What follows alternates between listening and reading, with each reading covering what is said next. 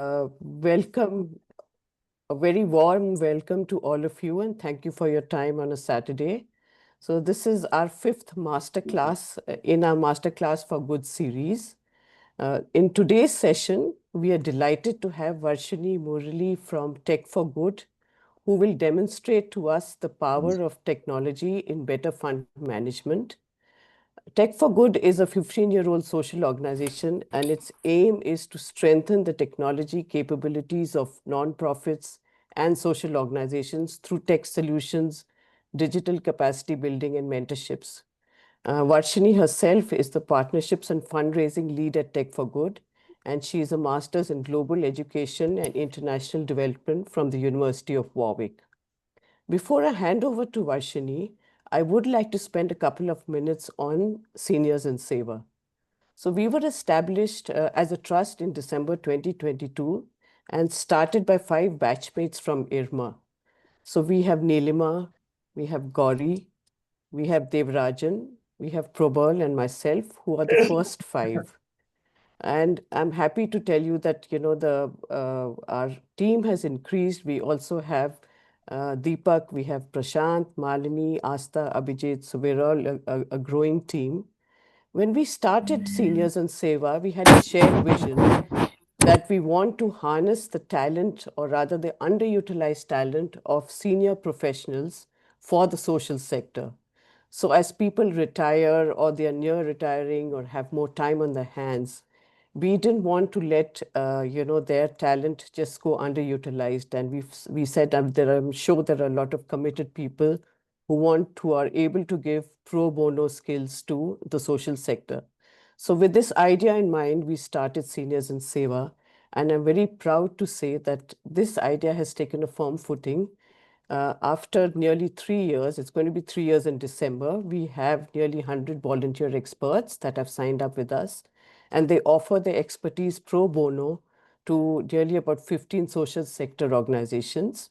We have cumulatively, I think, built a lot of volunteering hours.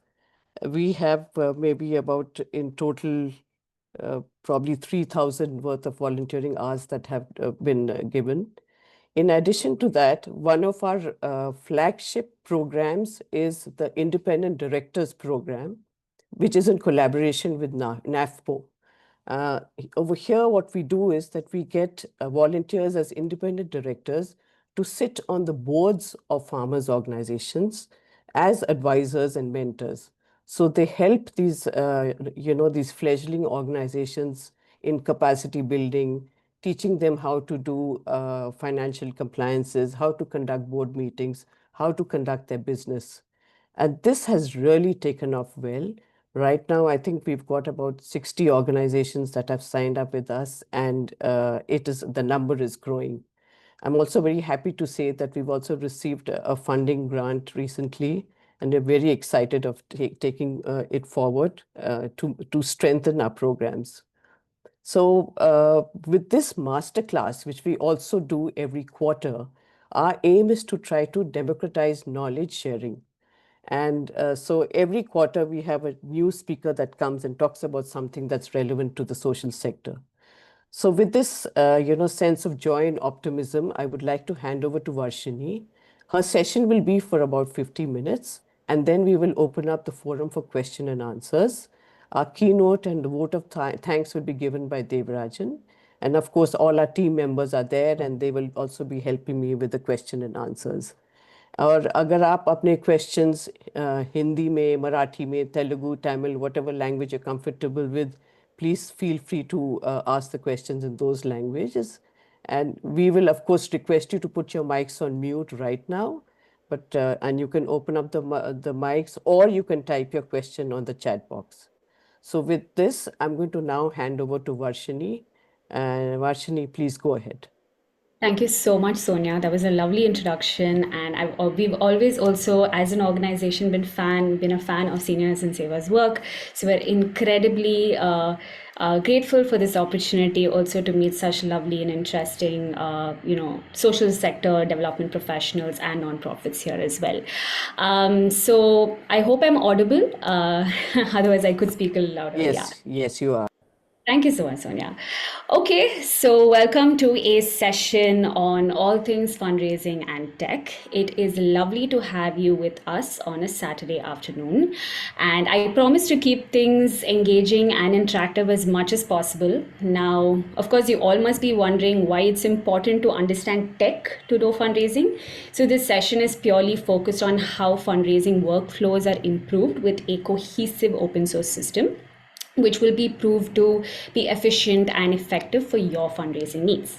So, just an overview of what we'll be doing today. We'll be focusing on simple tech roadmap that you can use to assess how ready you are to adopt tech, followed by a brief on open source and some myth busting, and then finally move on to an interactive fundraising activity, followed by a product demo of a tool that we have built in collaboration with other nonprofits like you.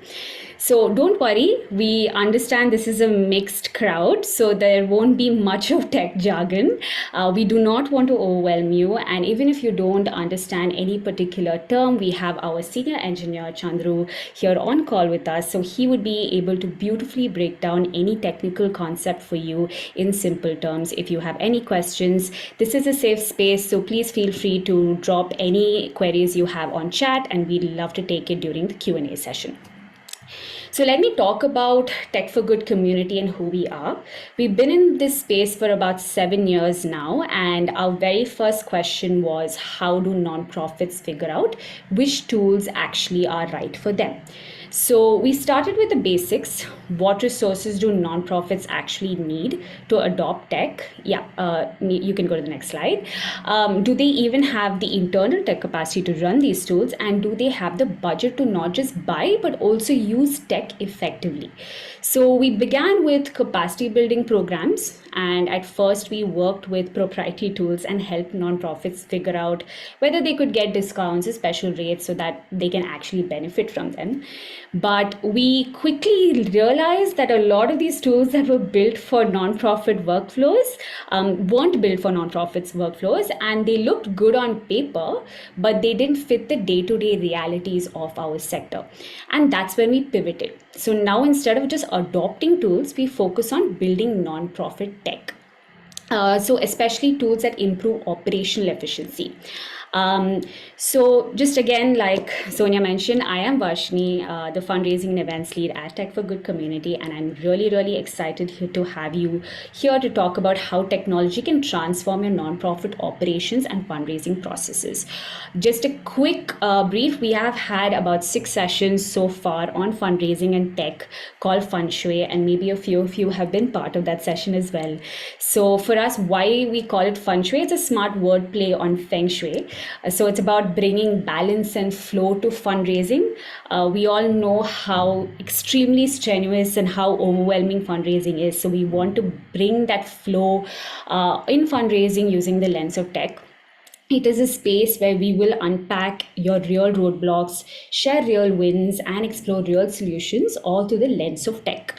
So, what made Feng Shui work so well is you guys, right? Every single person who has shown up for these sessions shared openly, asked the hard question, and helped us co-create the system that we built that actually reflect nonprofit realities. So that's the heart of this space, and we keep doing this because it's not just an event, and this is a really important point I want to stress. It's a growing community. We want nonprofits to not just use tech, but to also lead the conversation around smarter tech-enabled fundraising. So I really look forward to some good interaction to make the best use of your time. And in the interest of time, sorry, I think someone said something. Okay. Requesting if people can please keep their mics on mute, and that would be really helpful for us. In the interest of time, we want to make this part of the session a little more introspective. You can put your thoughts or questions in the chat box, and we can answer them post-session. All right, so let's dive in. So here's the truth. We have worked with about 2,500 plus nonprofits, and we realize that tech is often ignored in the social sector until it breaks. So most nonprofits we know are chronically underserved when it comes to technology. And when we finally started thinking about it, it can feel a bit overwhelming, especially if you're a first-time adopter. So again, you don't need to answer, but you can think about it. Let me ask you, how many times have you used a tech tool, got really excited for the first 2 weeks, and then gave up halfway? Maybe it was too complicated, or maybe you realized, hey, I need like 10 customizations before it even makes sense, or anything that you feel like really stopped you from using that tool. So I want you to sit with this thought. Don't worry, you don't need to answer it right now, but I want you to think about it, because your responses would really help me in the next session where we talk about roadblocks that you face. So the most important thing, so before we even talk about your roadmap, your open source, anything, the first question I want you all to ask is, do we really need tech for our nonprofit, or you as an individual, if you want to start a nonprofit, do you actually need tech for your operations? And if we do, why do we need it? Who is going to use it, and what roadblocks can we already see coming, and what's our end goal with adopting it? Very important questions that you need to ask yourselves. You can go to the next slide, Deepak. So, from what we've seen across organizations, some common roadblocks keep popping up again and again, which is basically your data getting lost or scattered, especially when you're not fully paperless. Gaps in digital literacy, meaning your team doesn't actually have the internal capacity to make most of these tools. Limited transparency. So, because different teams use different systems, your HR team may use an HR system, or your FR team may use an FMS, but your data ends up getting stuck in silos. It doesn't talk to each other.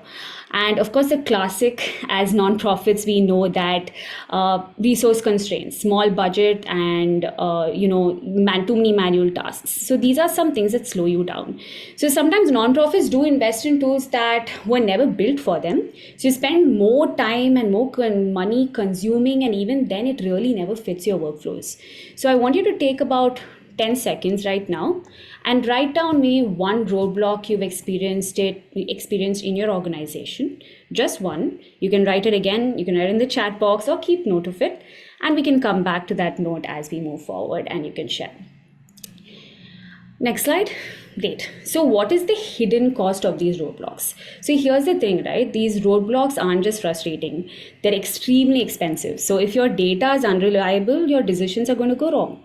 So if your data is scattered, you waste hours digging it out. So if you can't pull out your impact numbers together, your storytelling will suffer, and that directly affects your fundraising. So without the right tools, you don't get real-time visibility into operations or finances. So you're always reacting instead of planning. Very important. We need to plan. Tech helps you plan your processes better. And all these small inefficiencies, they will add up, and quickly keep draining your money and your people as well. So, and again, an example, hypothetical example I'm painting, when I worked with a nonprofit, they spent almost half a month every quarter just pulling out reports and data for a donor. And I think a lot of you maybe here also can resonate with me. You spend half a month just working for multiple staff who are not just in the fundraising team, but also program team, finance team, project team, to just get one report out for a donor. And why? Because you don't have the right tool or system, and your data are scattered. So that is what we call as invisible costs that you incur if you don't have the right tech for your organization. So tech works best if there's a balance of 3 P's. And what is that? That is your people, process, and product. So you can have the best product in the world, but if your processes are chaotic or your people aren't ready to use it, it won't work. So the roadmap you're about to build together is not just about the shiniest tool, it's also about bringing that balance. Now, again, I want to stress this enough. Your roadmap will look very different from each nonprofit. It is not a one size fit all solution. So that is why this part of this session, building a tech roadmap, will be more of an introspective activity where you can use this guiding principle to build that roadmap, but it can differ organization to organization as well. You can go to the next slide, Deepa. So now, how do we build a tech roadmap, and what is that? So first, like I said, I cannot stress this enough. So many different varieties of nonprofits, and your tech readiness is at different levels. So you cannot have a one-size-fit-all solution. But what I'm going to do is I'm going to help you build a skeleton of your roadmap, and you can use a notepad, or you want to even drop it on the chat, please go ahead, and we'd love to speak to you. We can always connect with you later as well. So for nonprofits, I think question you need to ask is, what does my organization really need? What are the things that are slowing us down, and where are we constantly firefighting? So we're going to build this skeleton or roadblocks, and I'm going to give you certain steps. So, your step one, I think we also mentioned write down one roadblock. So, think about that. And really, really, when you look at your roadblocks, you also have to talk to your teams on the ground. So, ask them these certain questions. Which processes are the most repeating and exhausting? Which tasks feel that you're really stealing time away from real impact? And where are we seeing bottlenecks that cost us days instead of hours? So, when you look at that one roadblock you wrote earlier, think about whether it is truly actually the biggest roadblock that you're looking at, or is it just the loudest one? So, make note of that. Then the second step is your prioritization. Again, very, very important. Once you have your list of roadblocks, there's not everything can be fixed at once. So we evaluate using opportunity cost. So what gives you the biggest impact for the least effort? Maybe let's say your priority is HR and onboarding. Maybe it's fundraising and donor reporting. Maybe it's just project management and field data collection. So circle one or two that, if solved, would make your daily work easier. So on your page, just write maybe priority and next to it your roadblocks, and that's your starting point. So then we can go to defining objectives. That is your short term versus long term. So now write short term on one page and long term on one page. So when I say short term examples, what do I mean? Which is basically digitizing your records so you're not basically chasing any paper files, turning manual entries into simple forms, setting up basic alerts for deadlines. These are all short term examples. What are your long term examples? Creating a centralized dashboard where your programs, impact, donor updates, and budget status all are in one place, automating recurring reports, and integrating systems so they talk to each other instead of you being the middleman. And here is also a very important thing: make sure every goal you write is relevant, measurable, and time bound. If it's not measurable, you will not know if you have succeeded or not. So this is your short term versus long term. Then you have your budgeting. Now this part, everyone is a non-profit or a development sector professional really dreads your budgets. So we all know we are tight on budgets all the time. So here's where the optimization comes in. So start by evaluating the systems that you already have. Don't chase new tools. Are you paying for tools that you don't fully use? Think about that. Are two different departments using the two different tools when it could just do one job? And can you consolidate these tools? So think about that. That's again a very, very important point. You do not need to chase new shiny tools. You can always use the ones you already have, even if it's a basic Excel. Make sure you're using it as much as possible. So write down that one tool your organization currently pays for and be honest with yourself. Are you even using 50% of its capacity? And circle if its answer is no. So you'll also be able to retrospect a bit. Next is choosing a sustainable tool, which is your proprietary versus open source. So this is when we segue into an open source tool. So once your goals and your budget is in place, the big question is, which tools do we actually use? And this is where open source comes in. A lot of people think open source doesn't mean complicated and unreliable, and proprietary doesn't mean perfect. So open source can be incredibly sustainable, especially when it's built and maintained for nonprofits.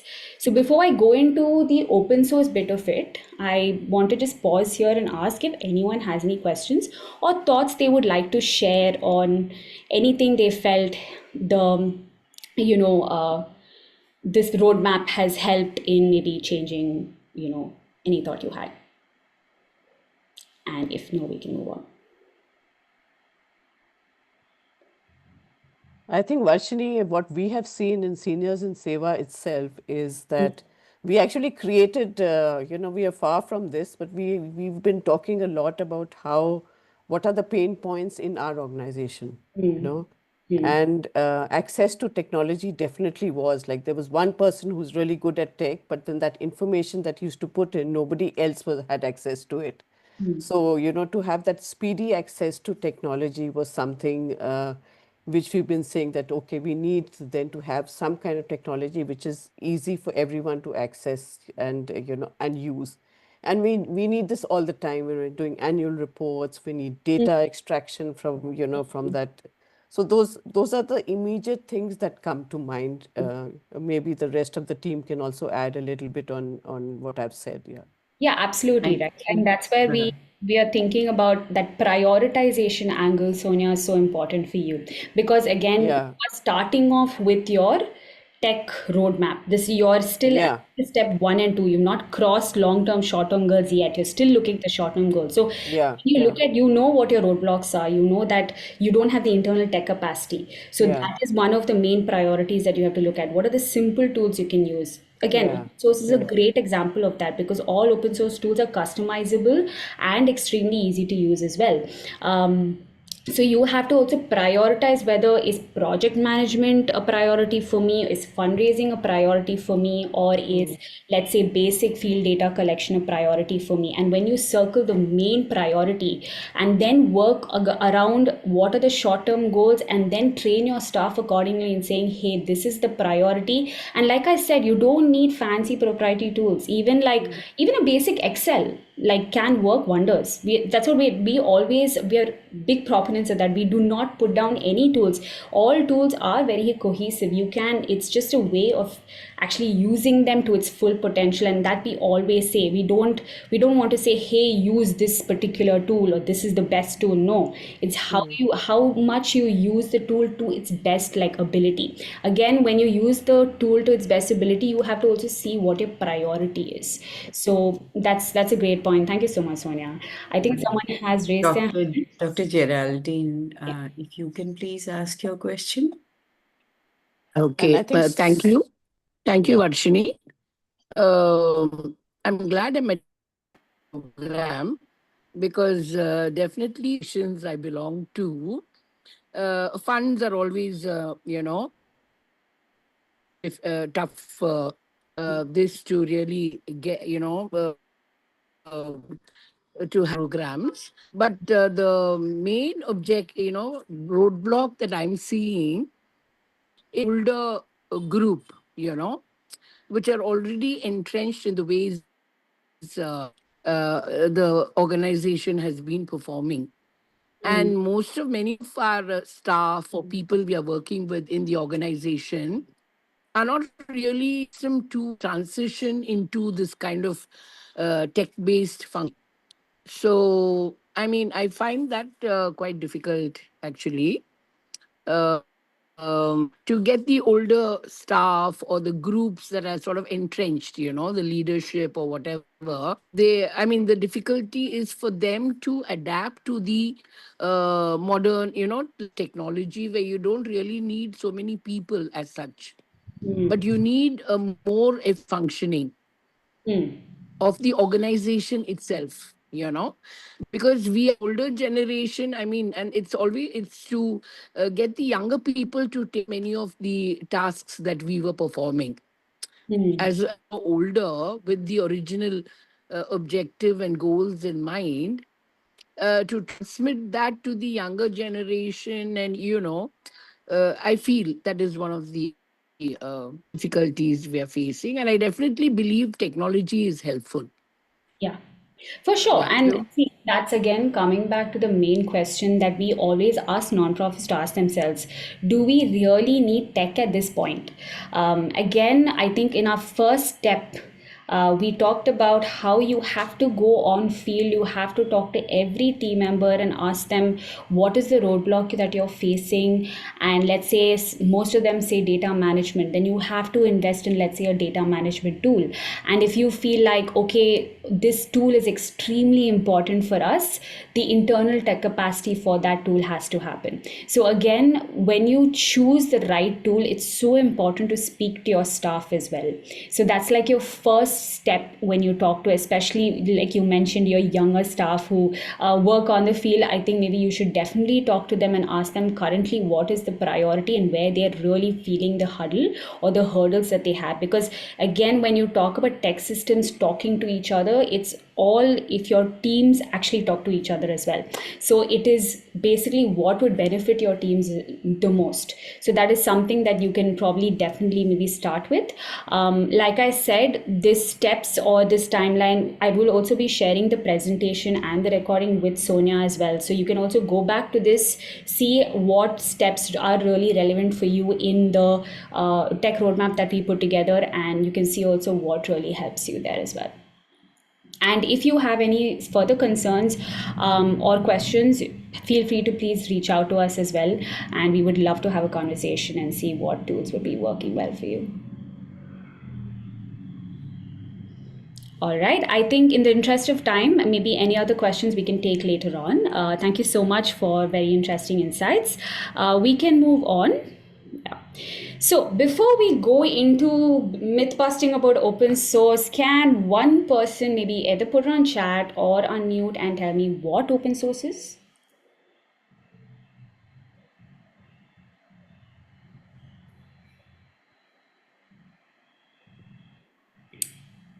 Oops, I think only Sonia is really, really enthusiastic Universal. to answer my questions. Oh, I should cold call maybe. Yes, I think Devarajan is also. Also, Sunil Mohan, I Yeah, think, has I think Yeah. Please go it's a ahead, sort of Sunilji. Please go ahead. it's a sort of universal source Yes. where anybody can reach easily. Yes.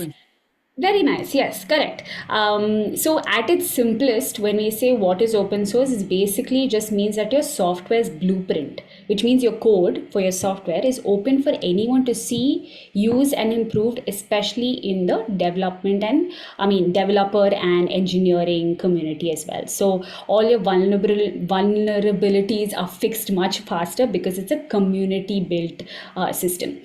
So yes, thank you so much, Sunil, for that answer. So let's go into breaking a few myths so that you can also understand a bit more on open source. We won't take too much time. So Deepak, you can go to the next slide. So let's break a few myths here. So one of the biggest things we hear is open source puts your data at risk. Because as Sunil also mentioned, it's universal, everyone can see. That's correct, absolutely true. But it does not put your data at risk. So when you actually think about it, so let's say you have a blueprint of a bank vault. What does that mean? You can open it? No, you can't open it, right? Unless you've got the key, you're not getting in. So open source works the same way. Yes, the code is visible, but the access is controlled. In fact, transparency is actually a strength because vulnerabilities in your code will not stay hidden. They're spotted and fixed faster by the community. Compare that to a proprietary proprietary system where you don't even know what's happening under it actually breaks. You can go to the next slide. Then, so how many of you here feel like budgets are always tight? So I don't need to actually ask that question because everyone knows the constraints that nonprofits actually face. So open source is a lifesaver here. Why? Because it cuts out that licensing and subscription costs. So you're not really stuck in that never-ending loop of paying more every year just to access the same tool. So think about how many times you've seen software suddenly raise its prices and say, oh, you want that extra feature, you have to pay more. So, and to unlock basic features that the tool actually has to offer, you have to pay more. So open source sort of flips that script. So the code is open, so you can budget for support and hosting, but you're not locked into those hidden costs that they have. You can go to the next slide, Deepa. So open source also thrives because of community. It's like Wikipedia, right? So anyone can contribute, and over time it becomes massive, a very rich resource. So that's exactly how open source software works as well. So people from around the world are constantly improving it, fixing bugs and adding features, strengthening that security. So you're not actually alone. So when you adopt open source, you're plugging into a movement, an ecosystem of developers, nonprofits, and partners as well. You can go to the next slide. Yeah, so let's recap. Open source saves you money by cutting licensing and subscription costs. It's flexible enough to adapt to your nonprofit's unique needs. It's transparent and secure because issues are visible and fixable. And it's innovative because communities fuel it with collaboration. So again, I'm going to tie back into what we did. I want you to think about which of these feels the most relevant to your nonprofit right now. Is it cost or is it flexibility that is more critical? Because you've tried tools that don't fit your workflows. So you have to think about what is actually very relevant to you currently. So finally, I also want to address one point, a very common worry that we've seen a lot of nonprofits also think about. Okay, but free and open source, does that actually mean that it costs nothing? No. So here free means freedom to use, freedom to adopt, freedom to share. So yes, you'll still budget for things like implementation, maybe even training your staff, some customizations, but you're no longer paying for features that you should already have available on your tool. So that's just the biggest thing that we're looking at. So Deepak, you can go to the next slide. So if you're curious about what's out there, there are hundreds of open source tools that nonprofits are already using. In fact, we use Kobo, we use Plain, we use Mattermost internally as well. And to make it easier, we've actually put together also something called the OSS Toolkit on our website. It's basically a curated list of tools that you can explore for different functions. You can go to the next slide, Deepak, and I'll give you maybe 5 seconds to scan the QR code and download it as well. So it's extremely helpful for you also to have a list of these tools which you can explore. It's extremely cost effective and customizable as well for nonprofits. And you can also visit our website and you can go to the resources section and you can also download it from there as well. I'm just going to have a quick water break.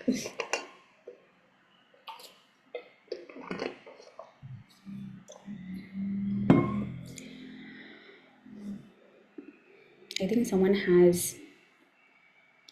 Okay, sorry, I missed Kiran's. Yes, thank you so much, Kiran. We can even improve the existing code to suit our needs. Yes, absolutely. And that's where the customization happens for open source. It's an extremely beneficial feature.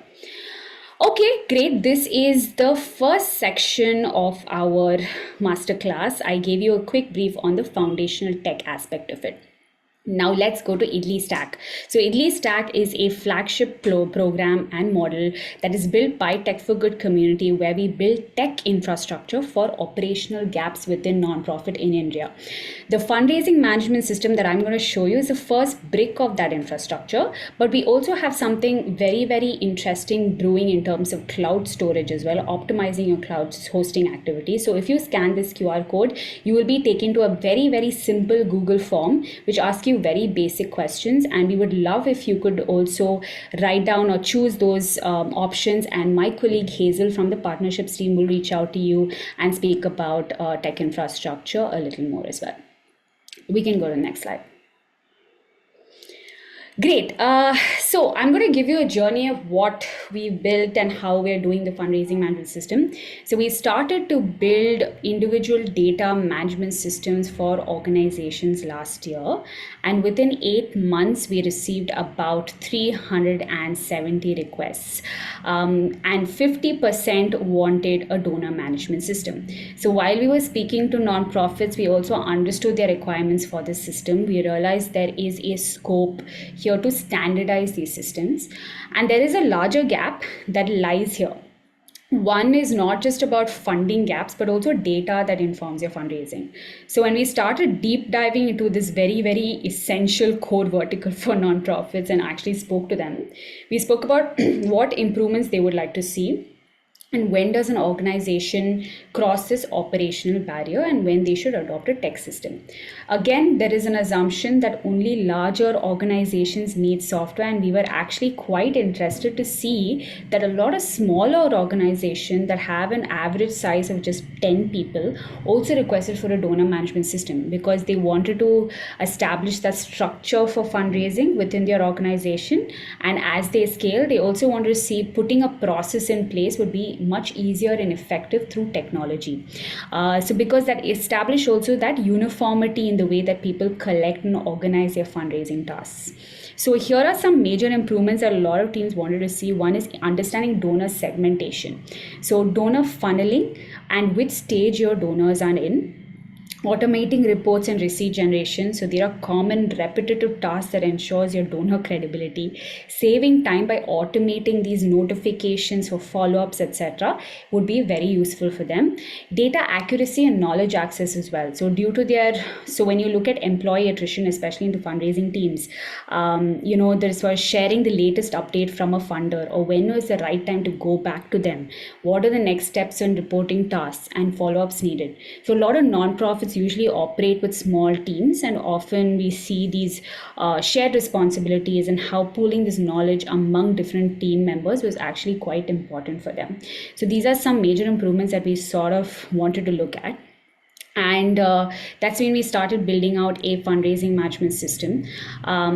So we answered basic essential questions like how much funds do we need to raise, which funders actually align with our message and our strategy, when should we engage with them, and with what information, and how do we ensure the money raised is effectively allocated, how much of an underspend and overspend, how do we preempt our reallocation of funds.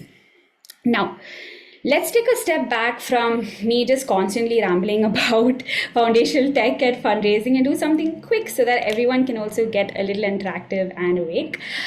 So everyone knows the classic game of snakes and ladders. If someone does not, does anyone want to volunteer what snakes and ladders is? Just in one line. Not you, Sonia. Anyone else? Yeah, I can go. Yes, Sudhanshu, you're please from the do. Humsafar Trust. Hello. Hi. Hi. I Hi, mean, Sonia. Hi, childhood Varshini. game.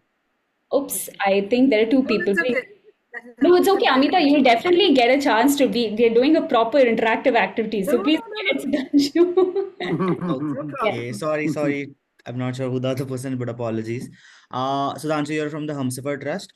So snake and ladders is basically how ladders act as opportunities to grow and so to say a shortcut or a smart work to get ahead of others, while snakes are threads that we probably didn't perceive or bad luck got us there and they drag us down.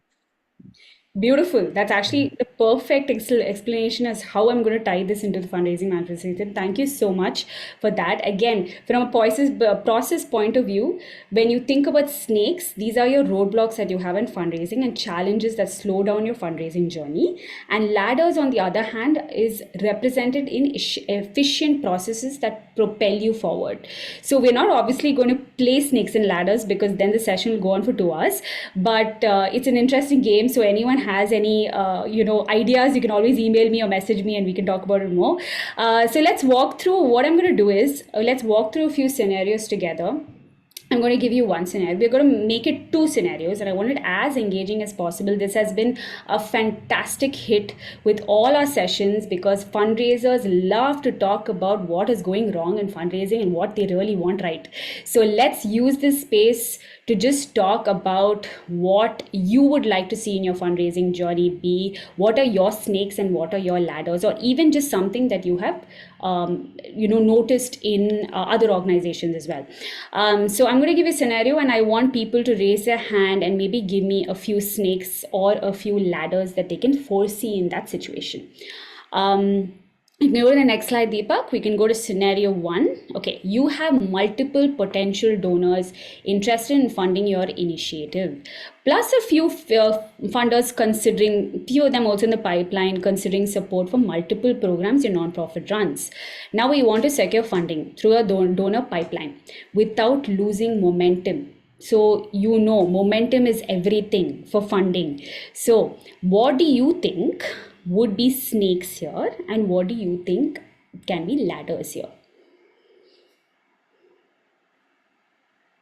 No right and wrong answers. This is just a fun game and fun interactive session. So, Amita, you want to go ahead? I think you did raise your hand. Anyone else?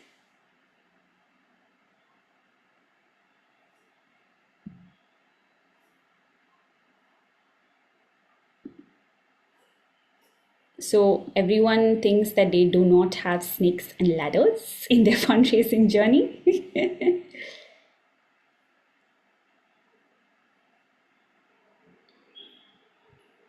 Amita, if you're talking, you need to unmute.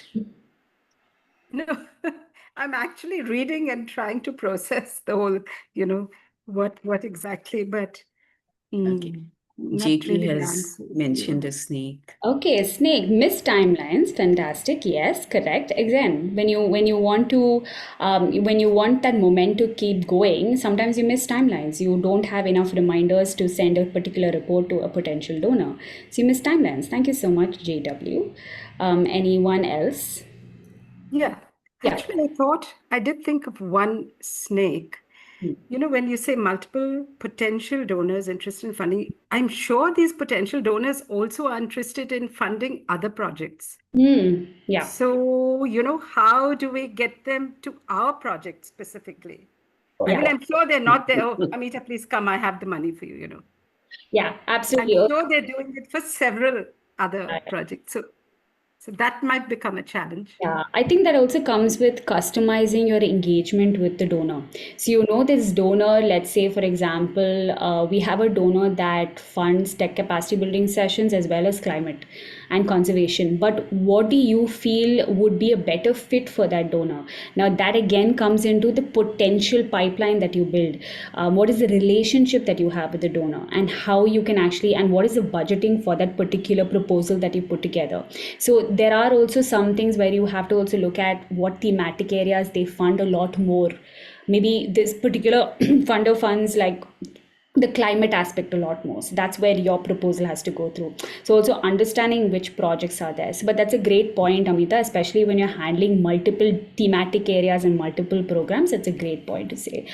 Yes, that is. So we got a lot of letters. Yes, go ahead. Just one question, Varshini. What do you mean by donor pipeline? Is it just, Yes. is there any particular meaning to that? Yeah, so donor pipeline basically, so when you do fundraising, so there are two aspects of fundraising. One is obviously your donor acquisition and one is your donor engagement. So your donor acquisition is you have to build a pipeline. Let's say you shortlisted particular, let's say 10 CSR donors, you shortlisted 5 HNIs, you shortlisted, let's say, 4 philanthropic organizations. You have looked at all these organizations and potential funders that fund your thematic area. So where you cannot place all your bets on one potential funder. So you build a pipeline. So a lot of nonprofits, especially growing nonprofits, have a list of funders and potential donors who they can build a tailored proposal and send it to them as well. So you're not really placing all your bets on one potential funder, but you have multiple there.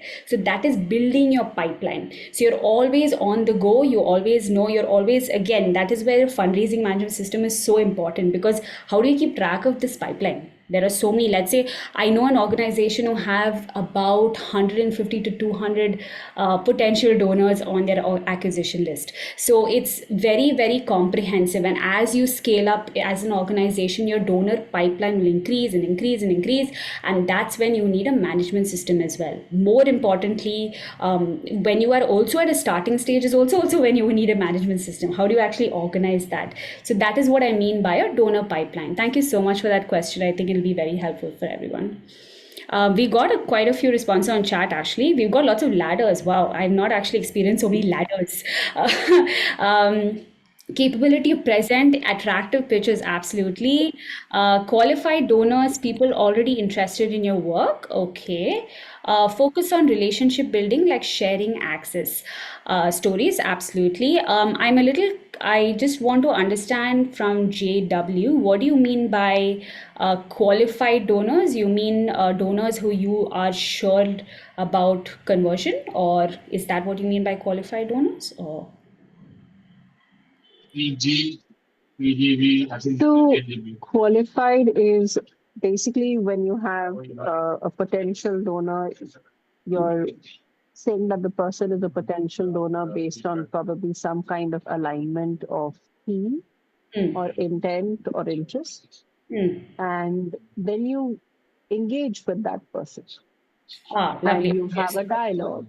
And I'm assuming when your statement said that you have multiple potential donors interested in funding your initiative, that process of engagement and getting that person to be interested in your initiative itself means that you have qualified that person into being someone who's actually going to probably donate to your cause. The person has moved from, I mean, in that acquisition process, the person has just moved from somebody that you think might be, contribute to the cause, to going further down the pipeline where you've engaged with them, they've seen your work, and they're closer to the point of um, funding.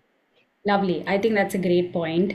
Yeah, like again, when you're looking at that, again, there are stages of the pipeline as well. I think Amita, like JW said, sorry, I don't know what your name is, but I will refer as JW. When you have a potential donor, it can go to from a warm lead to a hot lead to a confirmed lead. And that's exactly what we're also going to show in the system as well. Jasmeet, lovely to meet you. We'll just quickly go to the next scenario as well, and we can just use the chat. So you've successfully secured funding from a high profile donor, but now comes a crucial part, meeting requirements throughout the financial year to ensure continued funding. It's fantastic that you got the money, but then how do we actually, what are some snakes you look when you're looking at donor engagement, that is your confirmed lead? What are some snakes you see and what are some ladders you see here?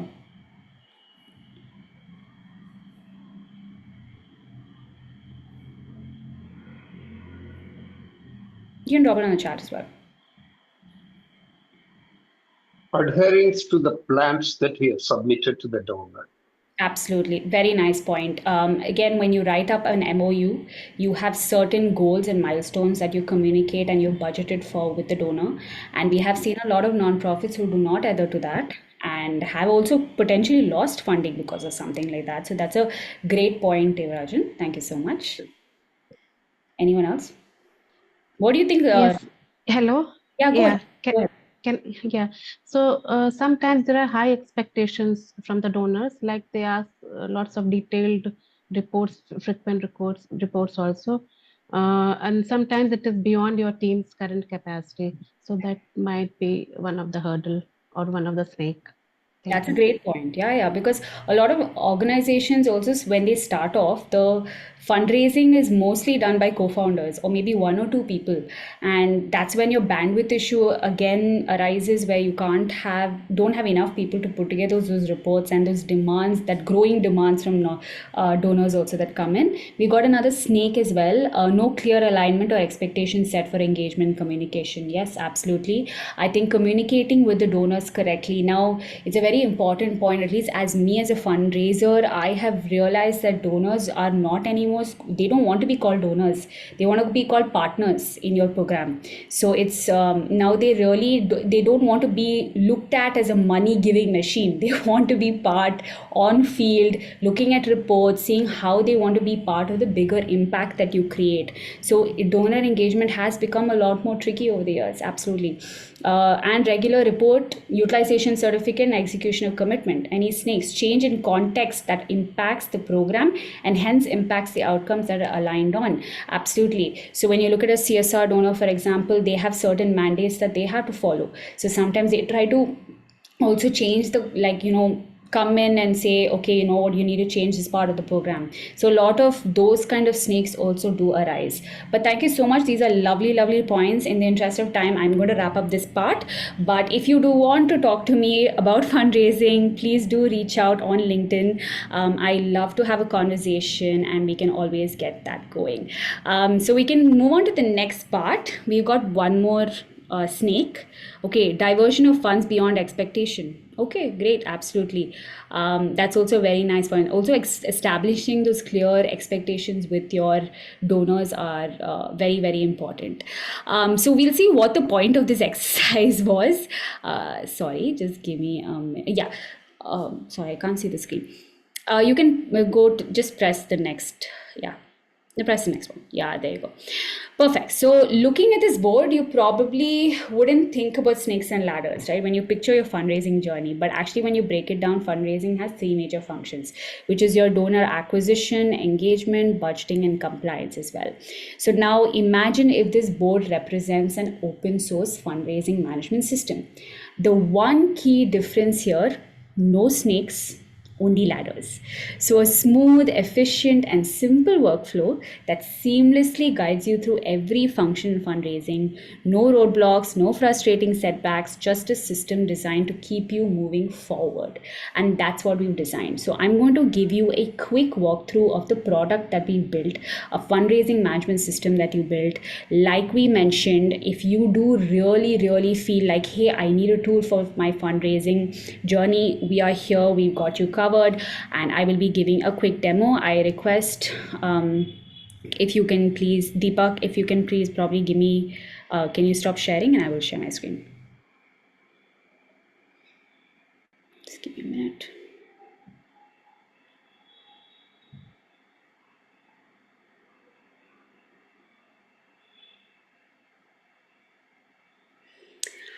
Okay, great. So here what you see is a main workspace. So we have built a fundraising management system that is extremely easy for you to use. In fact, as a fundraiser, I have used a lot of proprietary tools, and I have also had nonprofits who come to me who have said, hey, I don't understand how this tool works. It's so complicated, it's fancy, but it's extremely complicated. So we've kept the workflow extremely simple for you to understand. We have 4 major modules, which is your budget allocation module, your donor acquisition, your donor engagement, grant utilization, org toolkit as well. So I'm going to take you through quickly each function, and then what I'm going to do is everyone, we also have a group demo that happens on Friday at 3 p.m. So that will be a slightly longer demo than what we're doing now. So you're always free to join that as well. So let's say, for example, you've set your fundraising target. Let's say your fundraising target is about 4 crores, but you need a budget for that. And like Amita said as well, there are multiple programs that you need to fund, but how much of your budget can you allocate to these programs? So the budget plan is extremely important. So we start with a budget plan. Let's say you have your draft and submitted status. Your submitted status would be your finalized budget. Your draft would be anything that you can review with your other team members as well. So you have your budget plan for 25-26. Sorry, 1 second.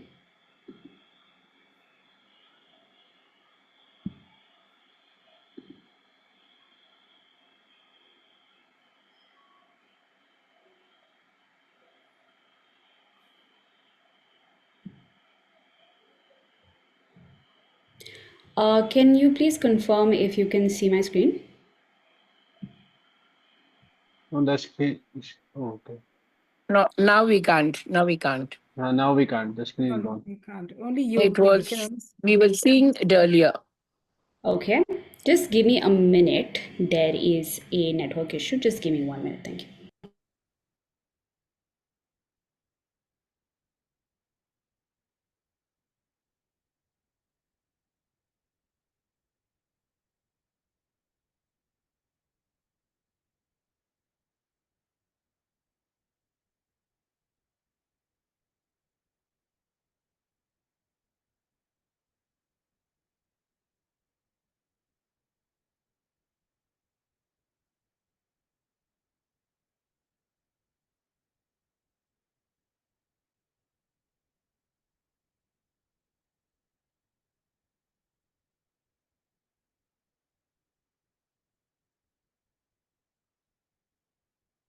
Okay, I don't want to take much of your time. So I think I'm having a bit of a network issue.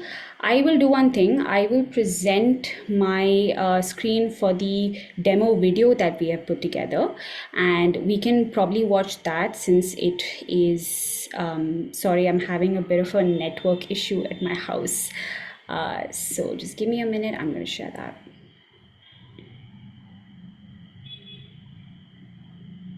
Can you all confirm if you can see my screen?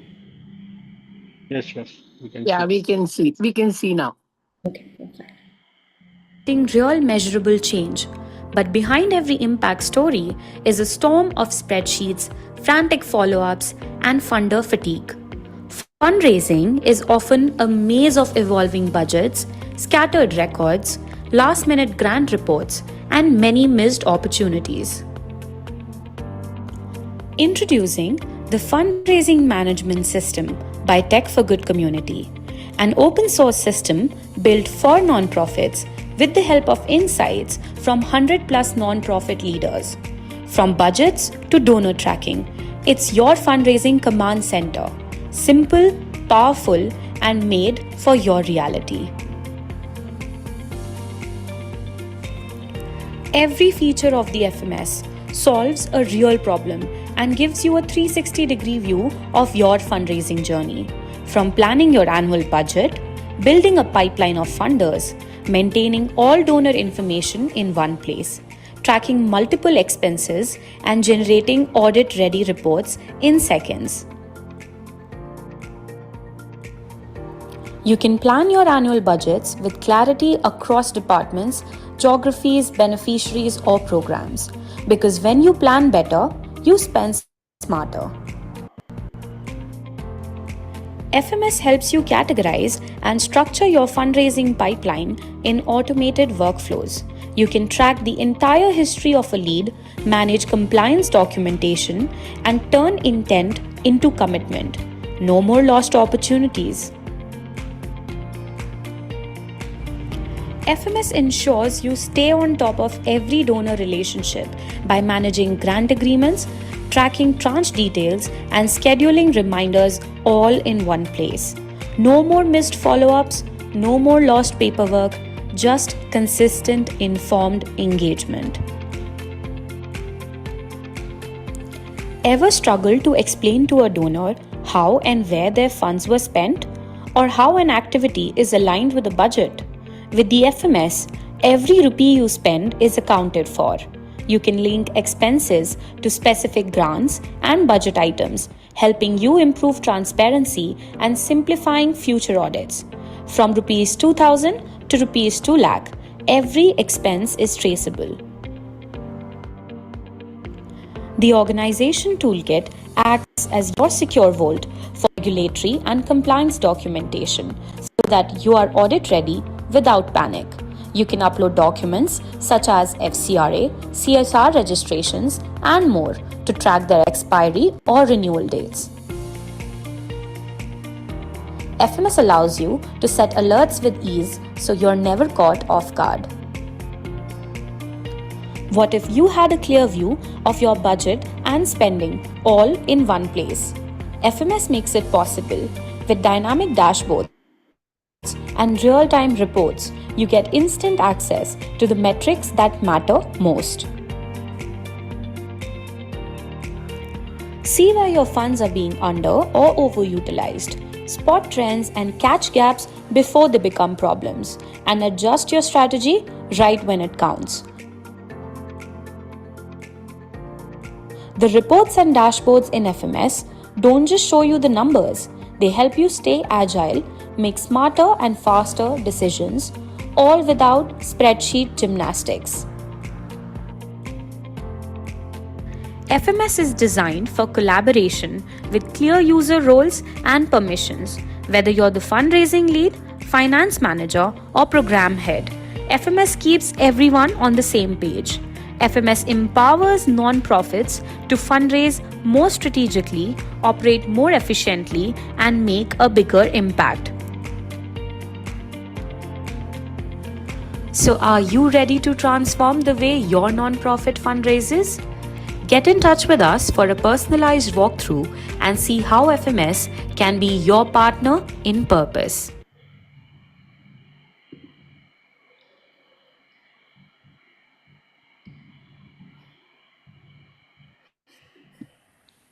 I hope everyone was able to see that video. Deepak, can you confirm? Yeah. Yes. We could watch. I wanted to give you a demo actually from my side, but we had some network issues, so apologies for that. But like I said, we have our group demo is happening on Friday at 3 p.m. And I think that would be also very useful for anyone who, So Deepak, could you also share the screen? So we also are giving free trial site access, 10 days. So you can also scan the QR code and use our fundraising management system and let us know your thoughts, and we would love to get in touch with you as well. You could go to the last slide. Go to the next one. Yeah, so you can scan this QR code and it'll take you to a Google form. You can register as a user and you get free 10-day, automatic free 10-day trial access. You will also get an email from us with your password and login, and you can just go ahead and log in from there. I will also personally reach out to you as well for the trial site access, and you can get in touch with, I'm going to put this on chat, you can get in touch with partnerships at Tech4Good.com, and you can email us in case you have any queries. I put it on the chat as well, or if you want my personal ID, you can always reach out to Sonia as well, and she will be able to Yeah, send. Varshini, so I think what we'll be doing is that, we're going to summarize this and then send all your contact details to, you already done that, but we'll also be doing it from our side. I think now we're in the last 15 minutes, so maybe this is a time now to open up the platform for people who have different questions to ask you. I think there was a few questions around, we did try something like this, but then it didn't work when we wanted to customize it. Okay, I'm just coming to that. Samsung SMX1B. I don't know who the person is. This was one of the questions, but let me open it to the forum and let people ask their questions. Can I ask one question from Varshini? Sure, go ahead, Sunil.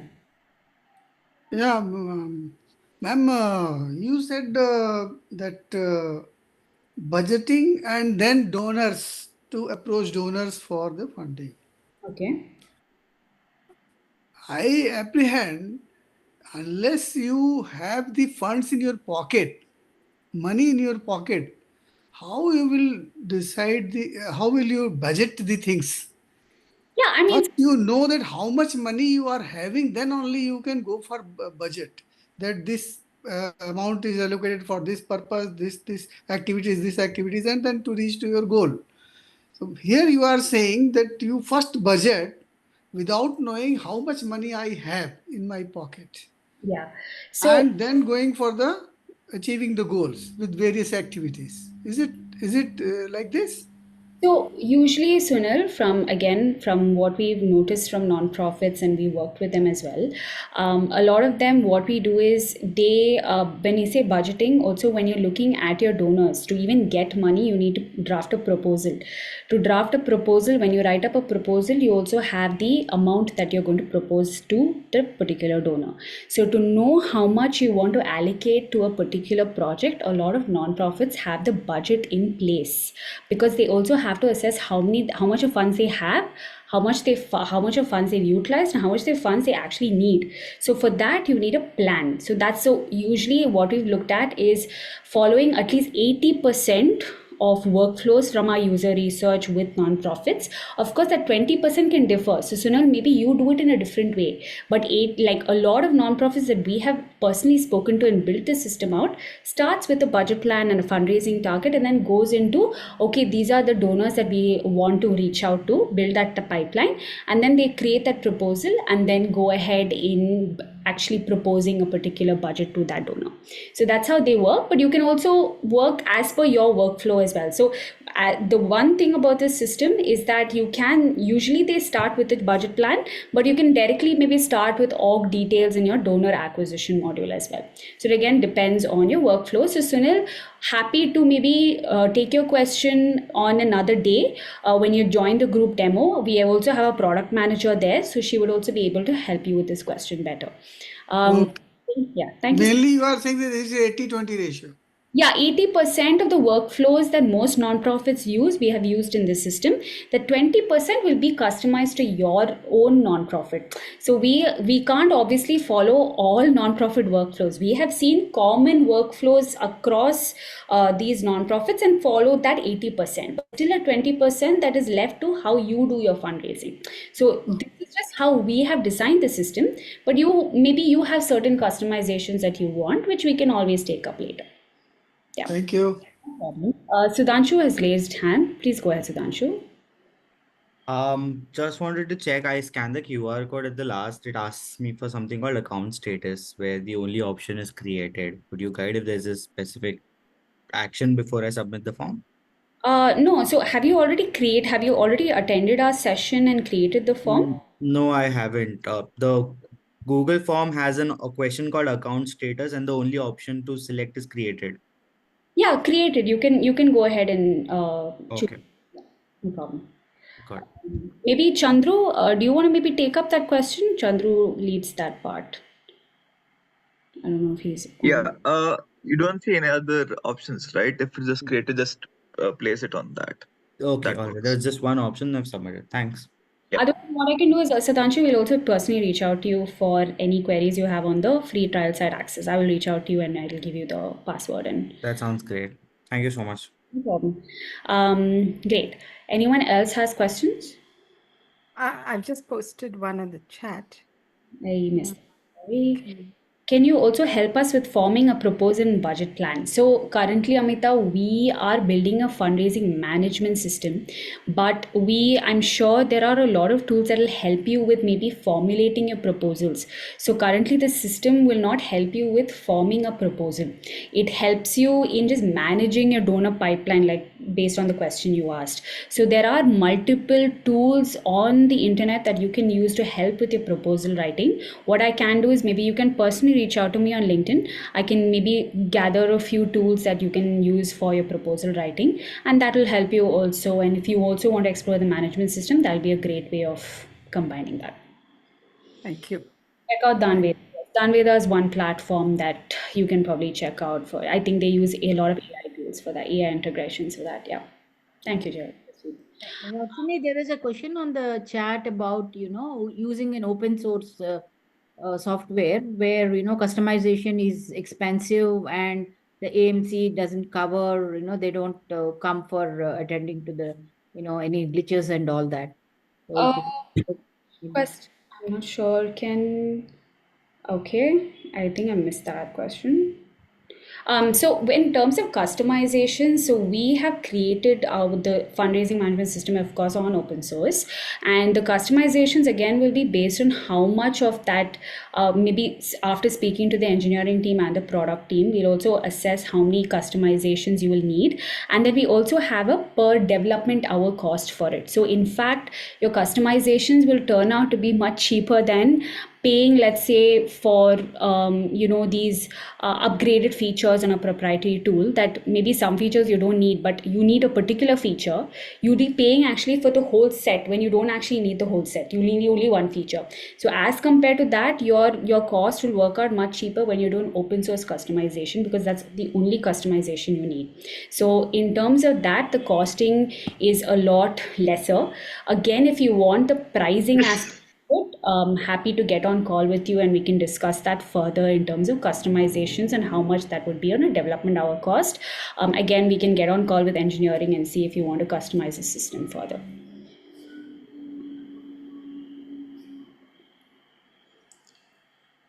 Okay. Can the system analyze which fundraising channel is most effective? Like I said, this is currently a fundraising management system. We do not have integrations with actually getting leads for you. That will be a different system. So we actually manage the leads that you already have in your system.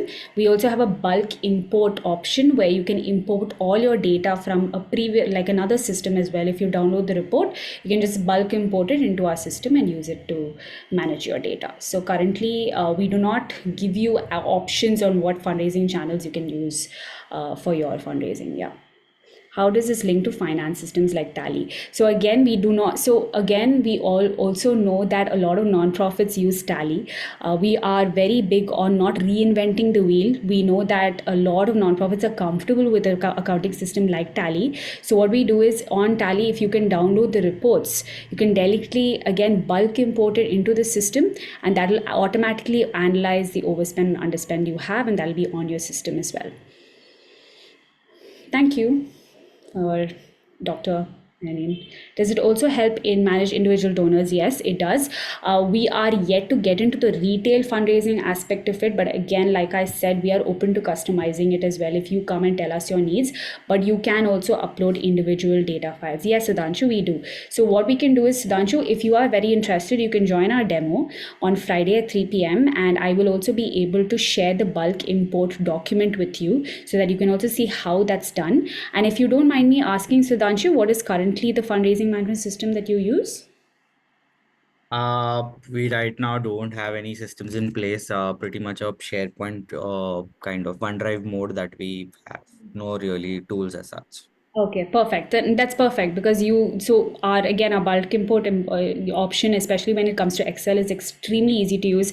Based on also our users that have given feedback, they've also said that it's very, very easy, and I can give you a guide on seeing how you can do that. Yeah. Sounds good. Thank you, Vikas. Thank you so much. Sorry. Okay, any other questions that you have? I think Yeah, I perfect. think, Varshini, in case there are no more questions, then I will invite Devrajan, one of our founders, to give you the thank you. No problem. Thank you so much. So Deva, over to you. Hey, good evening to everybody. And it was such a wonderful session that I do not know whom to start thanking. Okay, I cannot unfortunately start thanking seniors in Seva because I belong to it. I cannot thank myself or my colleagues for that. Deva, can we see you? Oh, sorry. I didn't know that I was not. You are able to see me now? Clear? Yes, very much so. Okay, thank you. Thank you, everybody.